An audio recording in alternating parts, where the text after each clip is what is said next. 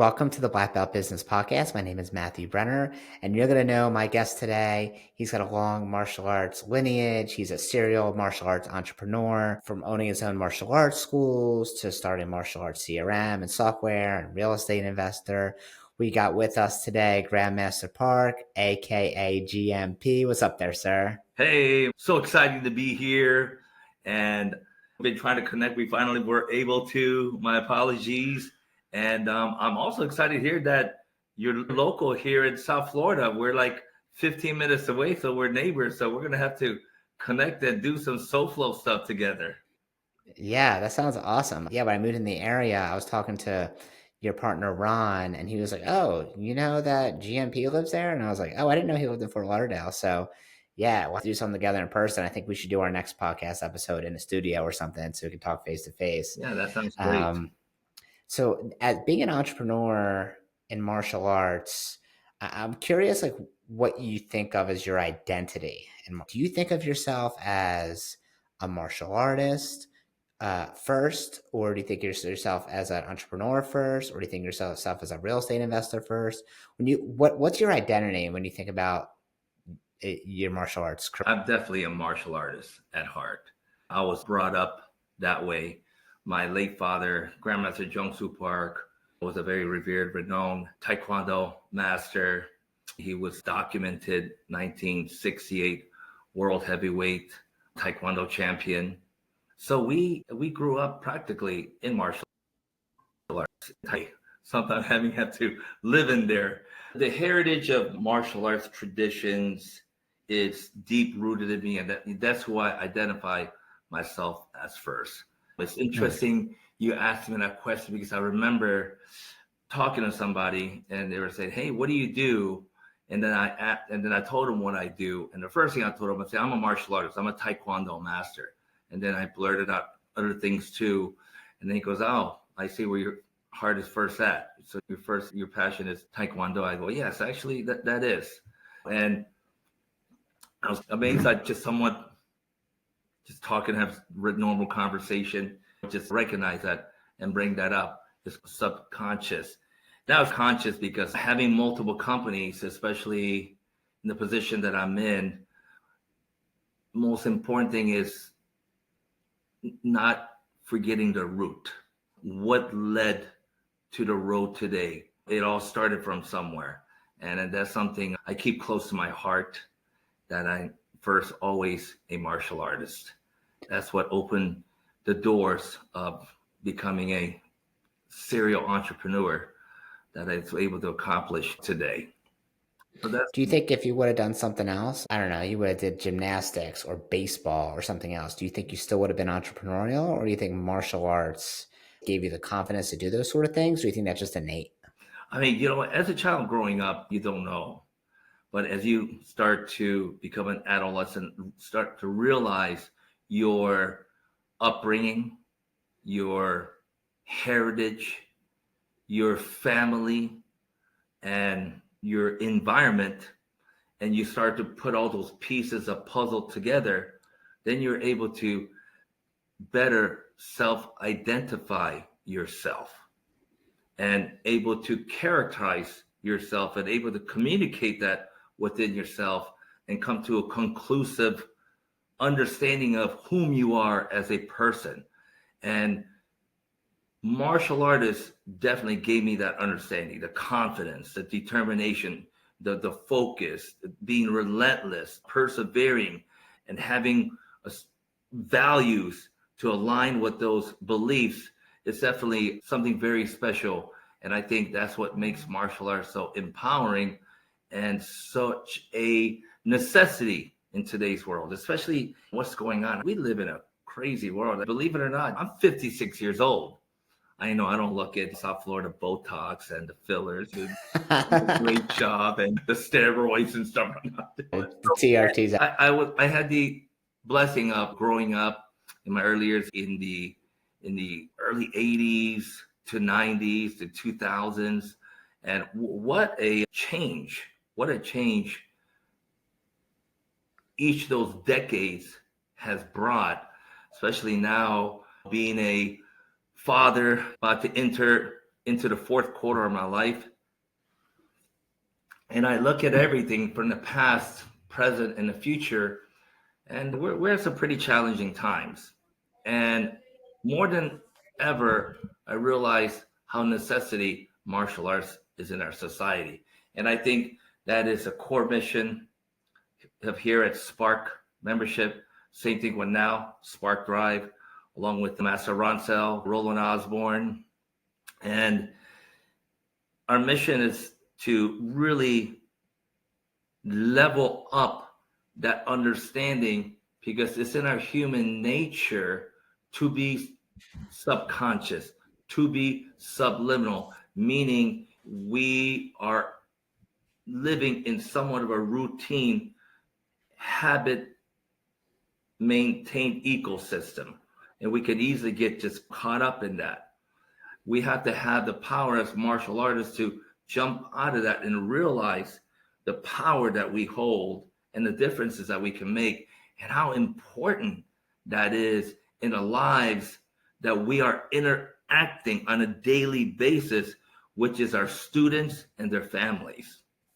What I want to know is when you're a kid growing up and your family are like renowned martial artists, like champions or whatever in Taekwondo, one of the big Taekwondo families. What's it like growing up as a kid through that? Is it a lot of pressure? Do you have to perform at competitions? What's it actually like as a kid? That's an interesting, because like as a kid, you just don't know.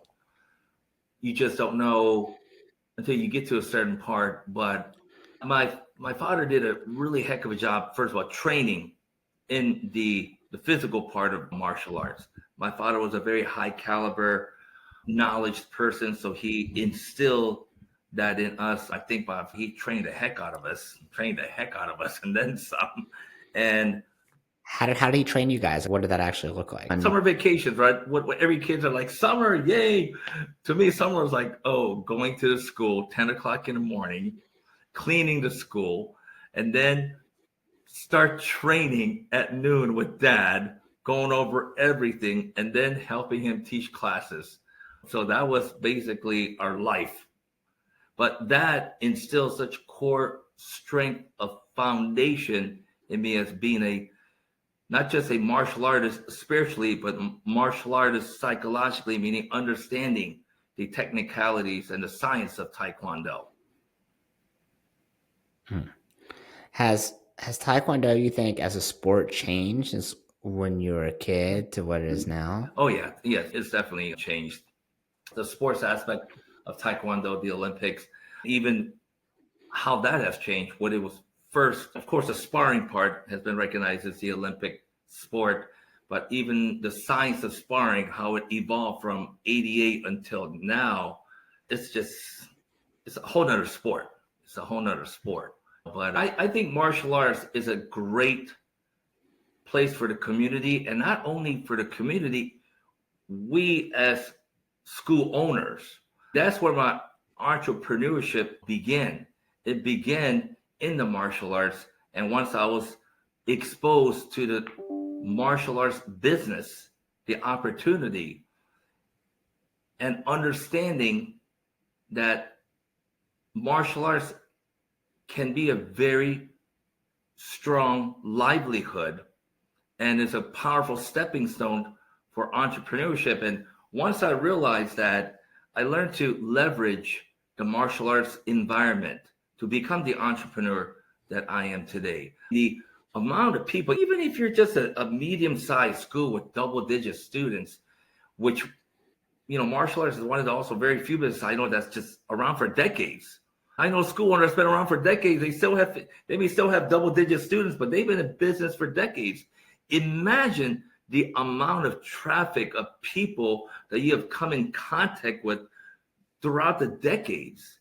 But your third eye for entrepreneurship and opportunity has to stay open. And that is the only way that you're going to take your current position that you're in as a martial arts school owner and expand it into other entrepreneurship. So when you were a kid and your dad, was your dad or your grandfather? My Who was father, or both? my late. Your father. So your father, And how many schools did he have? He always had one school. One school. And did he talk to you about business? Did he say, hey, here's what our revenue is, here's what our profit is, here's what our attrition rate is? Did he talk about Actually, business stuff no. with you? Or was it The just sport? he was like the old school old grandmaster. I happened to, on my mother's side, also had a uncle who was a grandmaster, but my mother's side of the family, they've always been very savvy people, very business orientated, very business minded, very entrepreneurship minded. And I had an uncle who had a school in hours from here, actually where I grew up. And he he was also good friends with the late Grandmaster Junri. Are you familiar with who Grandmaster Junri is? Yeah, of course. Yes, sir. Yep. Yeah, he's also probably one of the first people that introduced the science of martial arts into the martial arts industry. So my uncle was good friends with him. There was a crossroad where I didn't want to know what to do with my life because growing up in martial arts school, being trained like that, and martial arts was just after a while it was an overload. And after I graduated high school, I'm like, man, I don't know if I want to do this martial art thing. And I was at a very confused part of my life. What do I want to do? And that's when my mom shipped me off to my uncle in Sarasota. And my uncle in Sarasota kind of showed me the entrepreneurship to the martial art business. And once he showed me that, it really sparked an interest in me, the science of the business side of what we do. And then he took me to a couple of business seminars, and from there, that's where everything became history. So your dad was like your martial arts mentor. Your uncle was more of your business mentor. Was there a certain book or anything he had you read? Like, all right, you gotta read, I don't know, Rich Dad, Poor Dad. Was Now there something he's you're like, talking about, these are like old school Korean grandmasters. They didn't grow up, oh, read the next dad next to me, martial arts, and the millionaire next door, how to win friends yeah, and no. influence people, or the E-Myth, or it wasn't anything like that. Of course, as I started to network and expose myself to other successful martial arts people, that's when I started to um, read books and stuff. But I'm going to be honest with you. In the entrepreneurship world, now I've been blessed to be around some high level people and have even become friends with some really high level people. If I threw some names out there, you would know who they are. And they're all big on books. Read this, that. Because of my extreme ADHD, I cannot pay attention for a long period of time. But I've been exposed to enough books. I'm not going to sit here and told you, oh, I read that book from front cover to back cover. I would skim through it, read cliff notes of that book, and kind of have an understanding. I'm here to tell you, listen, to be a successful entrepreneur, you don't have to read 100 books from front to back, but have an understanding what that particular book is, what the science of that book is, and how it can be applied. If you have enough understanding, it can empower you. If you want to really get into the details, and then I suggest read from start to finish. For example, my friend Dan Martell, I'm sure you know who he is. Yep. His book, Buy Back Your Time. That's a scientific book. When I say science, meaning, okay, that's the type of book you have to read from front to back to understand. Okay, then there are like psychological motivational books that's designed to empower your mind. There's so many books of that kind. They're more of a mind shift, mindset type of books. I believe those books is something you don't really have to read from front to back. Look at the table of contents, see which one really hits core of you, and get into that and make mental notes. And I believe that works too. Okay, yeah. And especially now, I think when I was in my, I would say late teens, early 20s, just starting out my career, I used to think like you just read as many books as possible. But then I wouldn't remember half of it anyway, more than half, wouldn't remember 90% of it. Right? And I realized it's better to just read one book 5 times than read 5 books one time. And if I read that one book and just take action right away, because I can't even tell you, and I'm sure you talk to other martial arts school owners like I do, where it's like they consume so much information. They listen to my podcast. They listen to I don't know, Relentless podcast or something. They listen to a bunch of them, right? And they read a bunch of books and they click on every ad, but they don't ever take action. They're just information hoarders, Right. right? And they don't actually do anything. Like a And it's like they're going to come on board a with me. student, right? Yeah, exactly. I'm forever a student. And it's like, okay, you have a business and you have bills to pay. If you really want to create the business you want, stop doing all these things. Stop collecting information. Just start doing the work. Stop planning. Right? You can build the parachute on the way off the cliff. Right? Right. Like you'll figure it out on the way down. And it's so frustrating sometimes because they're like, "Oh yeah, I know, I'm gonna do it. I'm gonna do it." It's like, no, go do it right now. Like, why even talking to me? We've heard that Right? saying, right? Fear not the man who can do 2,000 kicks, but fear the man who can do one kick 2,000 times. Exactly. And Yeah. maybe give you a powerful tip. This is powerful for me. If something catches your emotion, put that emotion psychologically, write it down if you have to, then expand on that emotion because that's what impacted you. And that could be, and it could be from a conversation.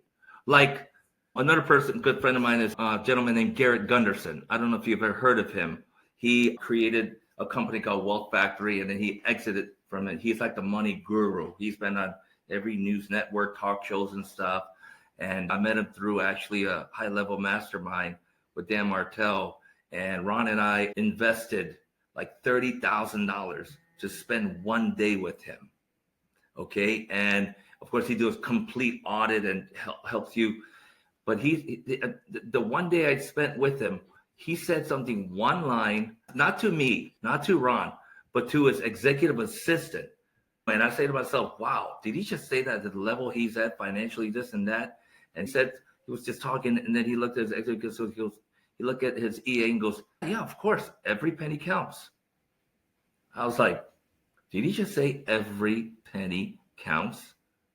So I was like, wow. And that hit me emotionally. And I really expanded on that. I saw that. I'm like, wow, how we not think of every penny in that fashion, especially when you hit a certain level of success, you get, I don't want to say lackadaisious or lazy with money, but sometimes you're just like $1,000, whatever, just do it. Just, you know what I mean? And Yeah, absolutely. Like you overlook things. Like in the beginning, you're very tight with your purse, but then as you start to make more money, you just, oh, you don't notice there's like a recurring charge of $100 a month on your credit card till 8 months later, 2 years later. oh You my don't even God. think about it. Yeah, yeah. But in the past, you would notice that right away. And yeah, obviously, being more scrupulous with your spending is going to be important. But I think even more important than that is I know that when I was going to a lot of industry events, like within the martial arts, I would get like the same information recycled over and over again. And it wasn't until I stepped outside the martial arts industry and I joined a mastermind that people were doing 10 times the amount of any martial arts school that I was like, oh, there's like different levels to this. And you hear different ideas. So I'm not going to take, I think a low level martial arts operator only takes ideas from other martial arts schools. Oh, the one they grew up in, they'll take ideas from that for how to run a birthday party or something, or how to process new members. And they'll only look at the people nearby. But that's like the people that are probably about the average of what they are. And they need to look like what I look at is I want to know what Barry's boot camp is doing. I want to know what Planet Fitness is doing. I want to know what Starbucks is doing. I don't care what Johnny's Karate down the street. That makes no difference to me what they're doing. I could care less, right? I want to know what Tony Robbins is doing to bring in clients for his mastermind that also cost him 15,000 for a weekend or something, and that's a room of 2,000 people, right. right? That's what I want to know. And I think when every time you step out and you talk to someone new outside the industry, you expand your horizon and you don't need to read books anymore to do that. You can just really talk to people. You can watch YouTube videos, you listen to podcasts. I think reading has not been outdated. I think reading is good. I still read a lot, but you don't need to be a reader to be successful or to be smart. Like there's too many other ways to consume information now. You can listen to audiobooks, right? That's totally okay. We have so many options now Right. as long as you No, I take action, totally right? agree. Martial arts industry is a very special industry. The reason it's a very special industry because it has a certain value that a lot of industries don't have. And it is also somewhat of a handicap because of that, which is we are a passion. We are a passion driven industry. We're one of the most passionate, meaning we're so empowered by martial arts because what it has done for us.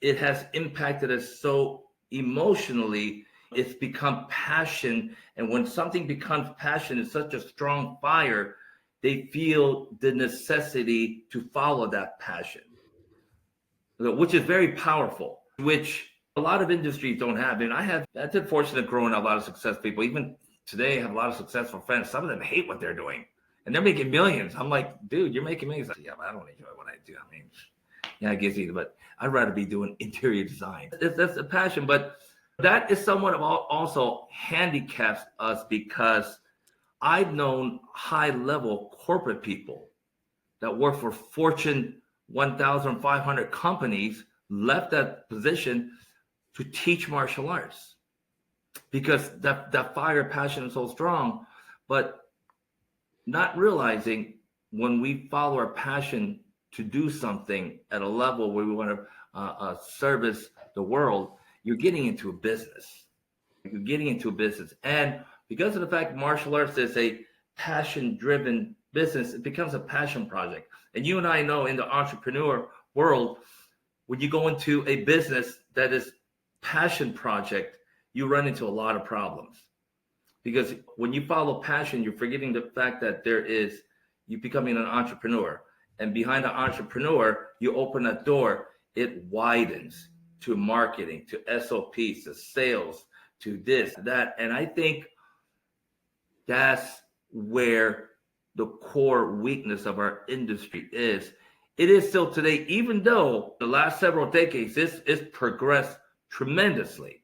The pandemic was probably, in my opinion, the best thing that could happen to the martial art industry because there were schools out there literally had no business teaching martial arts the way they were, in the manner they were, in an environment they were. Or they even have a website. I mean, it's terrible. So literally, like close to 60% of martial arts schools closed down during that time. And even though some of those schools are like heartbreaking to see them close because some of them were decent schools, but most weren't. And that's why we had that shakeout. And I think that represents now a tremendous opportunity since then, because the schools that was able to survive the pandemic, and even after the additional 10% shakeout, that's why I said 60% rather than 50%, because there was additional shakeout from it. The 40% that survived were the ones that kind of had, to a certain degree, understanding the entrepreneurship skill. When something is also passion driven, you know what people want to do? Help everybody, which is great. But in our industry, help everybody means also helping other school owners where the dilution of come in. And that's why within our own industry, we've developed this reputation of, geez, you're a consultant too? I've never seen an industry that is filled with so much consulting, so much coaching, so much this. They have a seminar to offer. They have a book to buy, a manual to purchase, a system to purchase. Can I combat that? I think that's wrong. I'll tell you why I think that's wrong.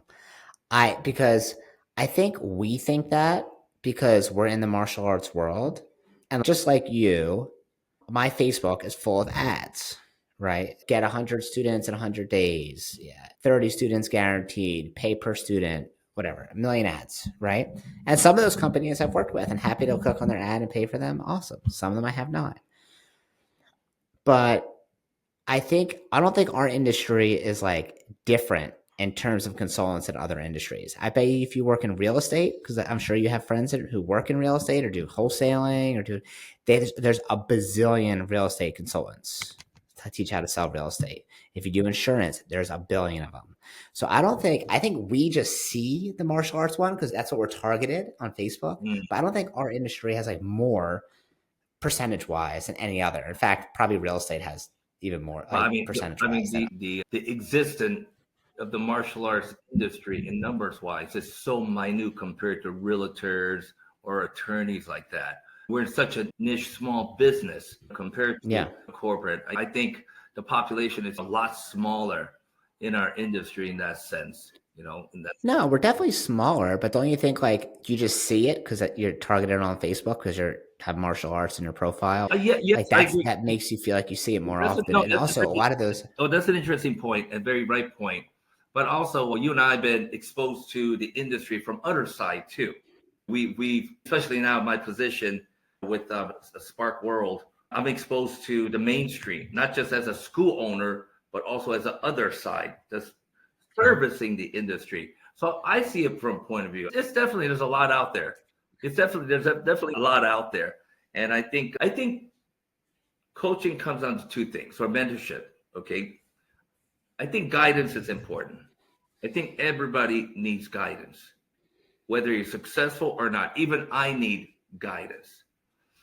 And in my opinion, that comes from two things, either emotional or scientific. And I think there's a lot of emotional coaching in our industry and not enough scientific. And I think that's where we need more. I think we need more science. And all those people that you mentioned earlier, Matthew, I want to know what the Starbucks are doing, the Tony Robbins, if you peel the label and able to go through the back door, there is a science behind that. That is why they're so successful. And that is one thing our martial arts industry has not been educated into yet. There's not enough science. There's tons of emotions because it's a passion driven industry. And when something is passion, it's full of emotion, full of emotion. That's why emotion is a very prominent ingredient, and there's not enough science. And I think we're at a point of an era, we are living in a very high technology times than ever. I mean, we are seeing technology exploding, especially with AI, with this artificial intelligence. The things that you can do with artificial intelligence technology is just incredible. And I think that's where we have the opportunity, especially a company like Spark, where we can leverage technology. Why? Because we have access to thousands of schools and we have access to data. And I think that's where science needs to start coming into our industry, where we are able to understand our data and come up with a technology that is going to mesh the two together and help us come up with scientific solutions. So that way we know why a Starbucks is what it is, how Tony Robbins does what he does, because there's a science approach behind it. And I think that's so needed in our industry because I think we are going into our school on a daily basis with intentions, meaning we're going there to teach class, to sell membership, to upgrade our students, to generate income. But I don't think we're doing it in a scientific way. Like, for example, when you get into when you go on a road trip, okay, when you go into a car, you're driving to a destination, and every day you're getting closer to that destination. Is intended. I think that's where our industry is lacking. There's not enough of that. Our intention is just go into school, work hard, and you know what? That coaching program sounds really good. I've been hearing a lot about it actually. Matter of fact, they're one of the bigger guys, and it's very emotional based, which is great because that's what human beings are attached to, emotions. But I don't think there's enough technology, data that gives scientific solutions. One of the things that I've been vying for a while, I talked to Mike Dillard, the CEO of Century, right? And I'm like, hey, we have all this martial arts gear that's been outdated forever. It's not comfortable for women to wear. It's uncomfortable for me most of the time, and I've been doing it my whole life. I can't wait. I mean, I like being a gi, but I can't wait to take it off at the end of the day. I'm not like, oh, I'm not comfortable walking in my gi at a supermarket, Right. but if I was doing yoga or something, I would have no problem like wearing yoga clothes to the supermarket, right? Right. Right. That's all women do is that, in fact, they wear yoga clothes, preferably when they're at the supermarket, if they're not No, going to no, yoga class, listen, right? that's standard issue. The yoga pants, whether you're tall, skinny, overweight, not overweight, beautiful, not beautiful, yoga pants is a standard issue. Listen, I'm a big fan of yoga pants. All right, don't get me wrong, a huge fan. But the problem is martial arts hasn't caught up to that. The athleisure wear that like Lululemon brings in, where it's like it.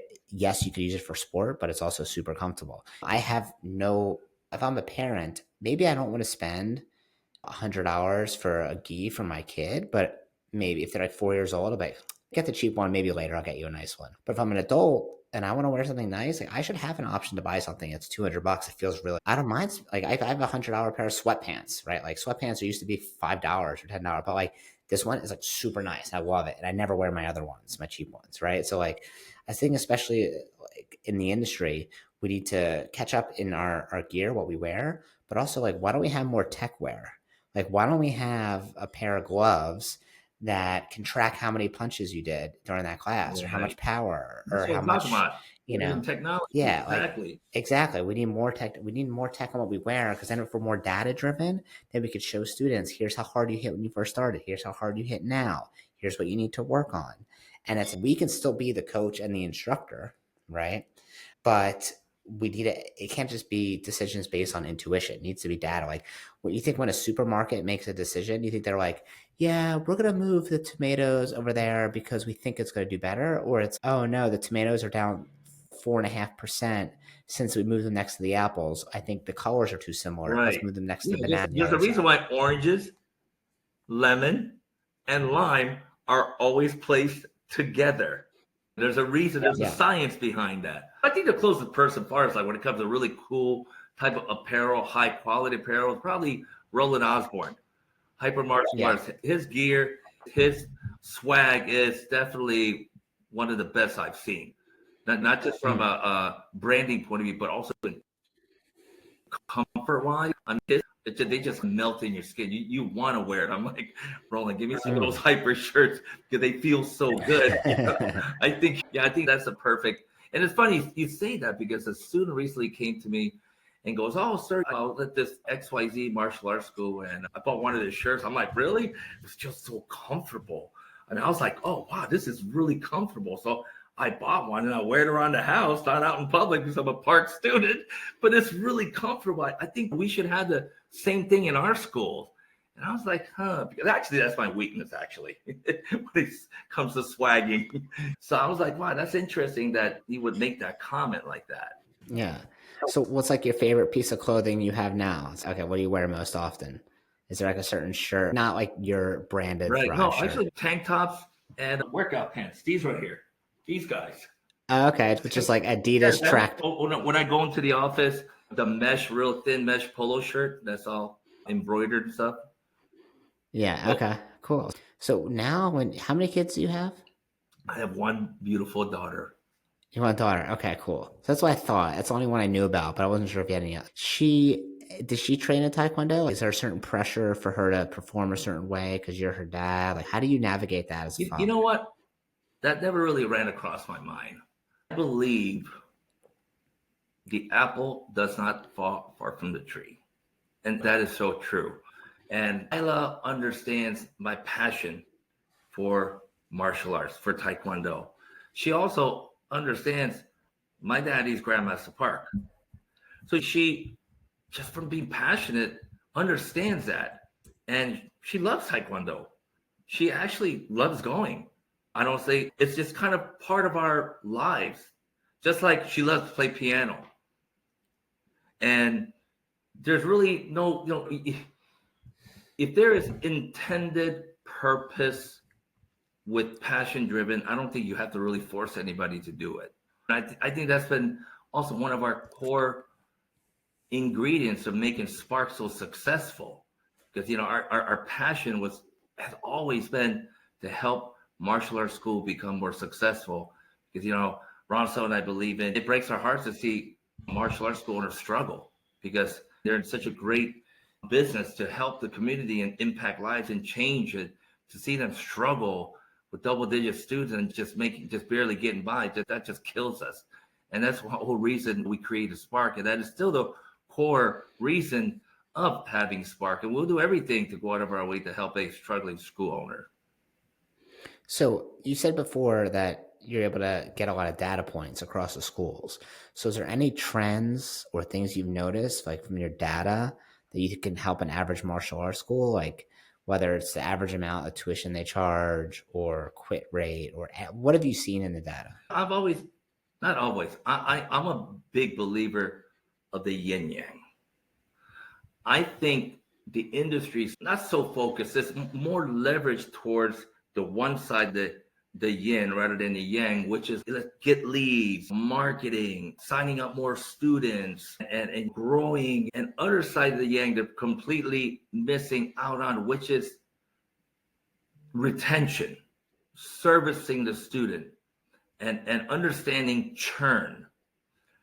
And I think that's an area that is underestimated, undervalued, and not enough focus upon, because it's so much easier to maintain our existing customers and upsell them versus the other. There's so much work that goes into getting a new student versus trying to keep the current ones. And I think if we understand the science, meaning, hey, at day XYZ, this is what's happening in your school. At days ABC, that's what's happening. If we can have the necessary data to really understand where our core weaknesses of our school, perfect example is I have a wellness doctor. Okay, like I said, I'm 56 years old. My daughter's only 6 years old. I started late. So what's my game? Longevity.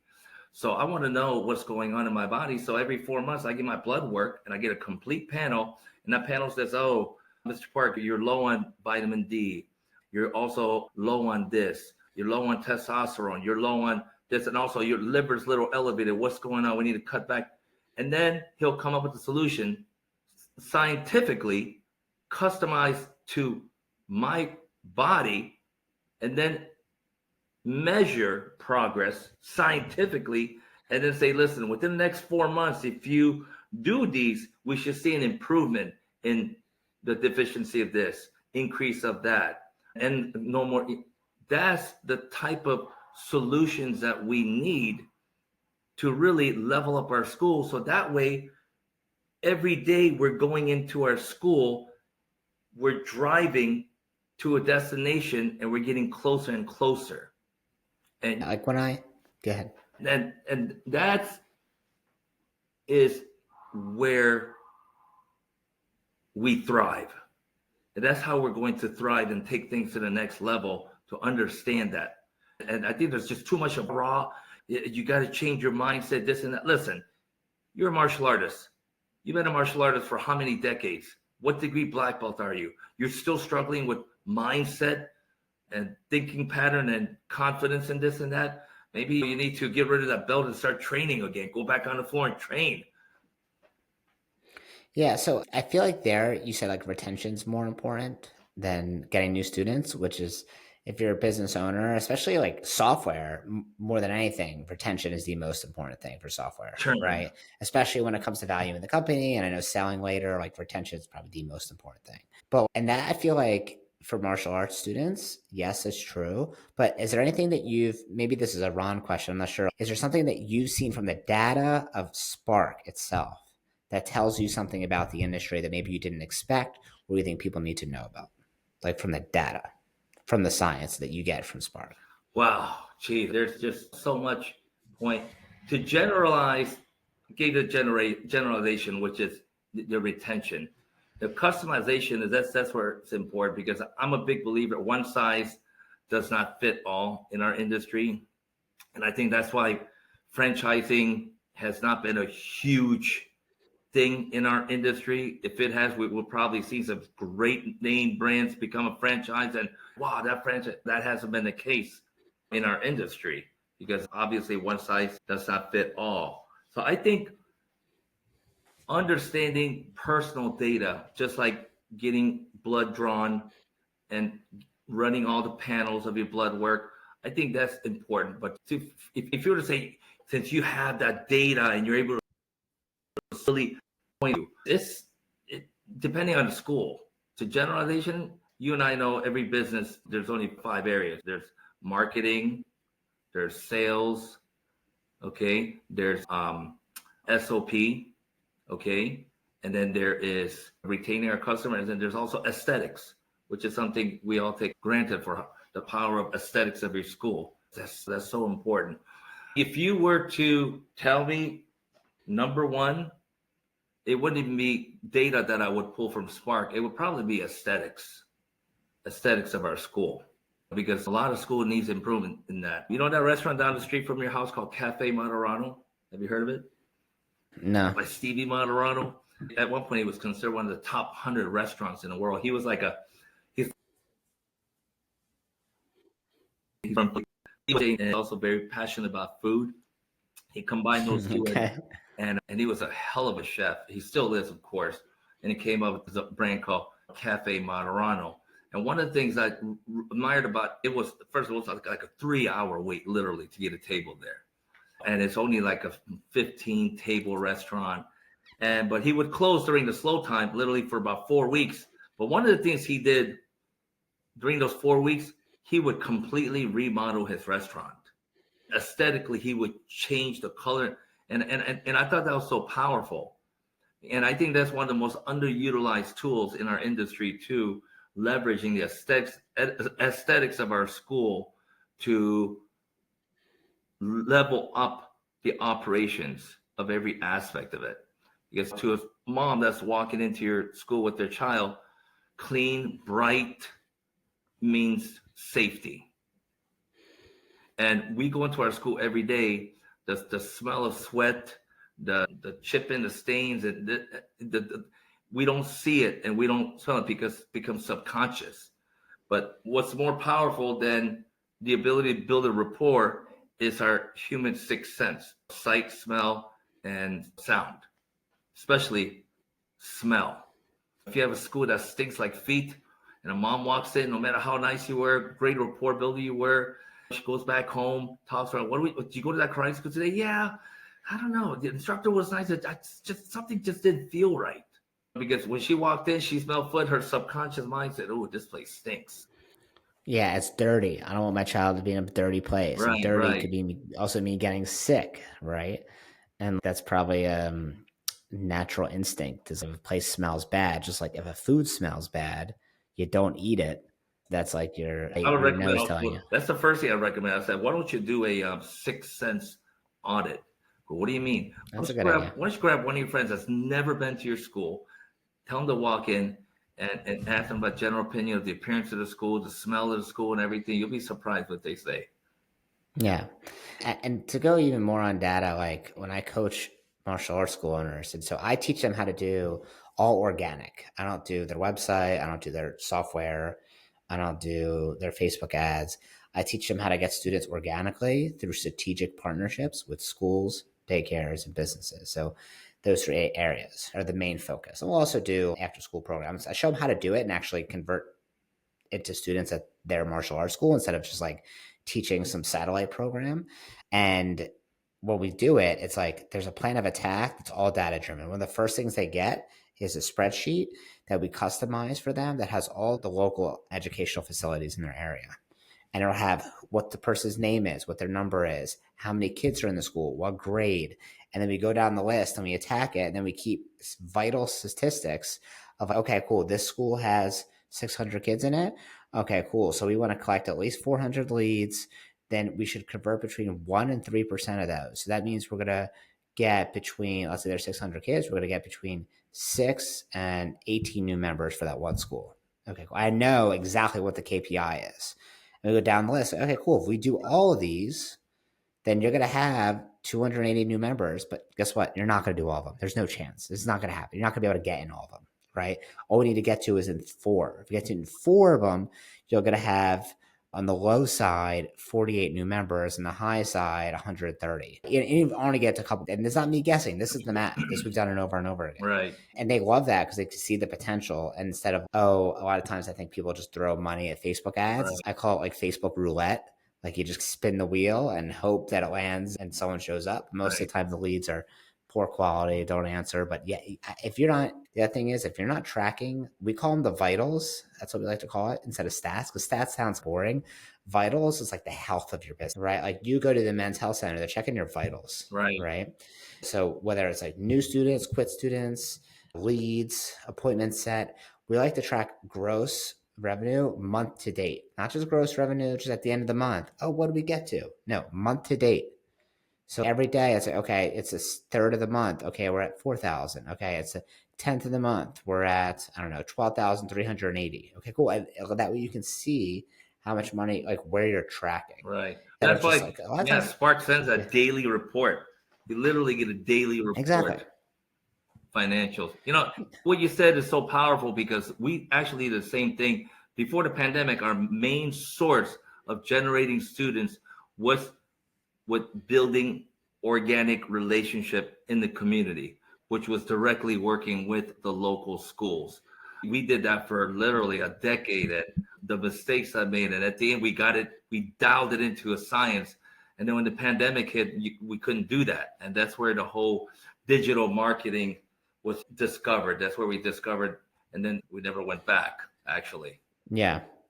And it definitely got harder after COVID. I'd say a little harder. Also, all the school shootings that are obviously horrific, like that has made it a little bit harder too. Okay, because you used to be able to just walk into a school. No, you can't walk into. Yeah, now there's a vestibule, there's security, so there's extra steps. But I mean, it still can work. You can't even walk into the school. Yeah, exactly. Locked. It's sad. That's the truth. But okay, but there's still a way to get in if you do have the right recipe, right? You just got to know what to say, when to say it, who to talk to, what's the plan of attack. Just keep track of it. How many martial arts schools do you know that they're just not organized? They don't even know how many students they have. They'll be like, yeah, we have 400 students, and you visit their school and you see the cards, and some of the attendance has been marked in 2 years, and they're like, oh yeah, this person definitely still trains, right? It's like they have 400 students, but somehow their revenue is $14,000. That doesn't make any sense. Wow. Right. That makes, yeah. I understand. I understand what you're saying, and I think our industry needs another adjustment. The timing was so perfect. I think the industry was at a point where Spark was so needed. Now I think we're at that another point where we need scientific solutions. We need science. And I think because, like you said earlier, so regurgitated, rehashed content, and talk about content now these day and age, a school owner wants to, there's enough free content out there for them to experience at least a level 2, 3 success out of 5.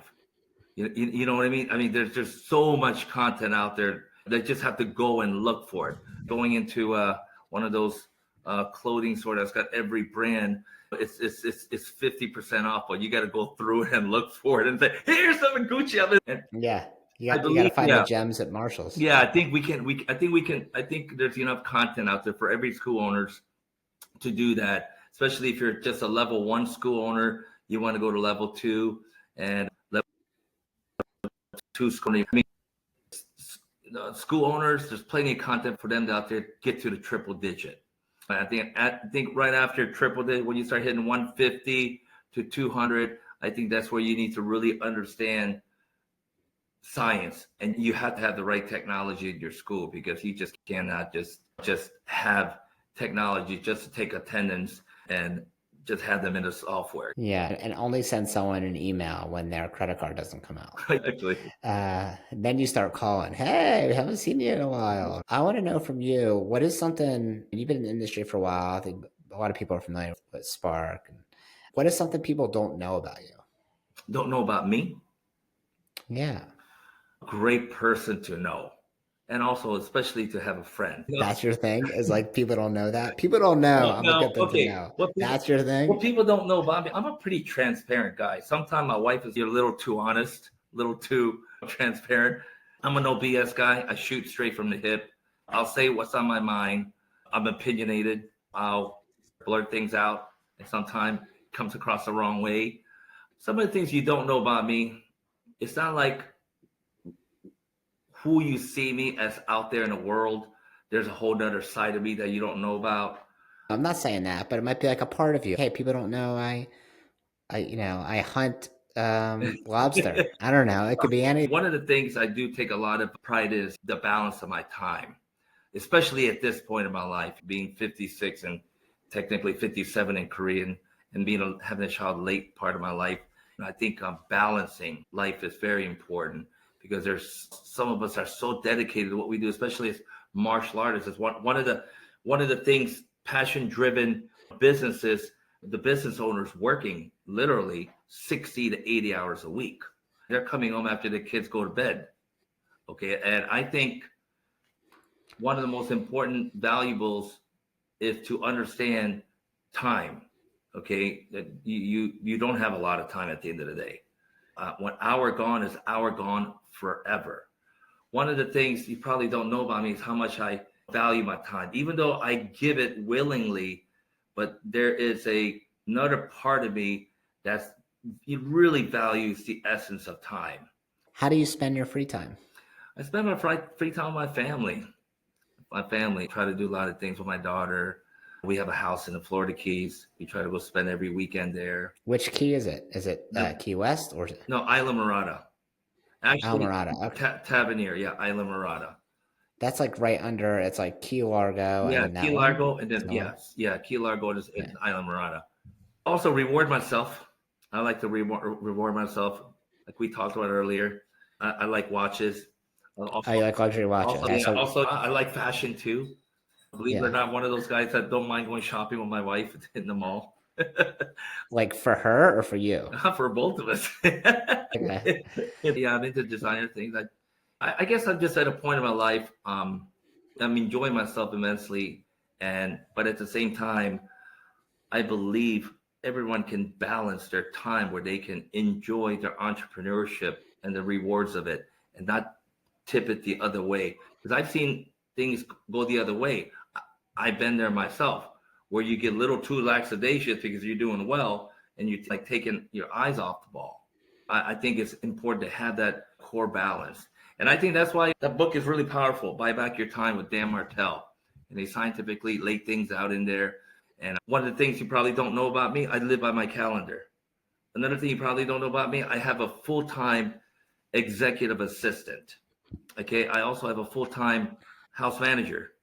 Okay. So buying back your time is leveraging monetary to gain more time to produce more. So before I had an executive assistant, everything had to get done by either by myself or my wife. Okay, just having that executive assistant, and you don't have to have one at the level I want to have. There are, when I say assistant, I'm not talking about GMP. You can pay $80,000 for an assistant to have on your hip and at your disposal.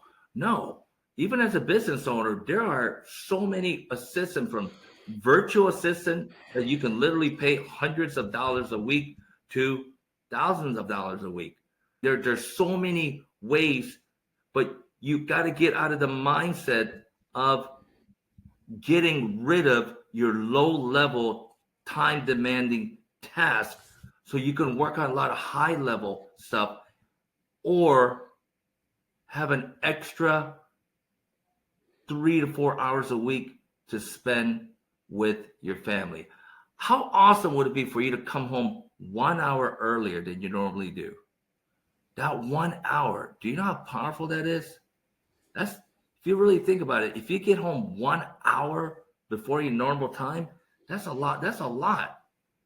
Yeah, even 10 minutes would be a lot. 10 minutes compounded by a week, I mean, compounded by a imagine that month. 1 hour, your kids are still up. They're not in bed. Or 1 hour is enough where your kids are going to bed.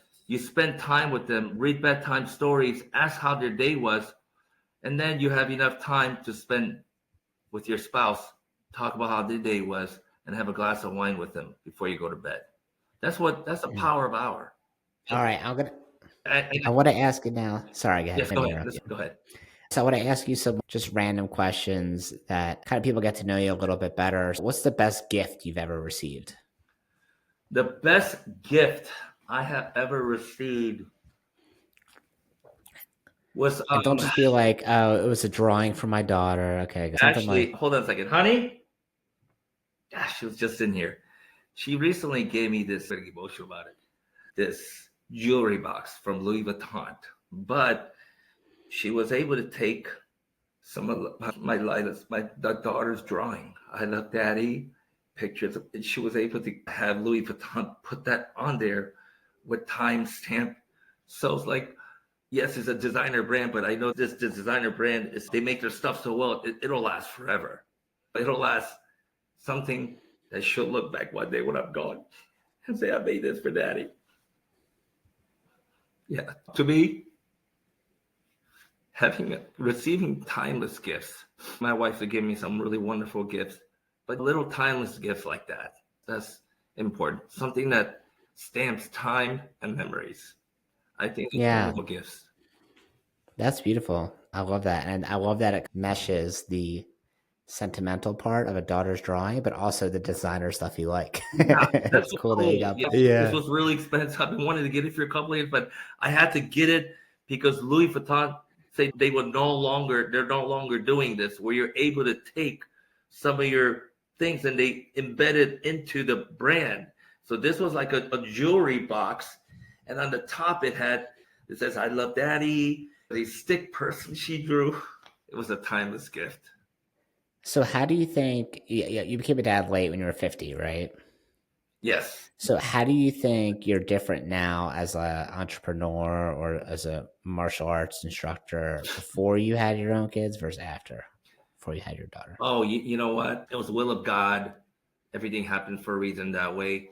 But if I can have the power in my own hand, I would definitely have her at least 10 years ago. I mean, for those of you who don't have kids, I'm not saying, but I can't remember life before that.